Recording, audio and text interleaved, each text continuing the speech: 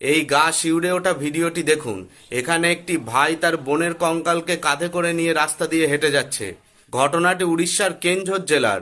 আর এই ব্যক্তির নাম হলো জিতু মুন্ডা। ব্যাংক থেকে সামান্য 19,300 টাকা তোলার জন্য তাকে এত বড় পদক্ষেপ কেন নিতে হলো? এই ঘটনা আমাদের ব্যাংকিং সিস্টেম যে কতটা দুর্বল তা আমাদের সামনে তুলে ধরে। জিতু মুন্ডা যখন পাটনা ব্লকের গ্রামীণ ব্যাংকে তার বোনের টাকা তুলতে যায়, তখন ব্যাংক তার বোনের মৃত হওয়ার প্রমাণ চায়।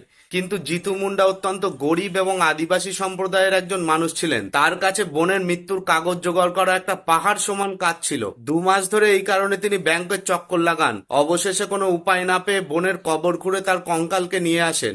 আমাদের দেশে যে ব্যাংকিং সিস্টেম বড় লোকদের হাজার হাজার কোটি টাকা মাফ করে দেয়, তাদের কাছে একটা গরিব মানুষের টাকার কতখানি মূল্য একবার ভেবে দেখুন। ব্যাংক চাইলে একটা ফিল্ড অফিসার অবশ্যই পাঠাতে পারত, কিন্তু তারা সেটা করেনি।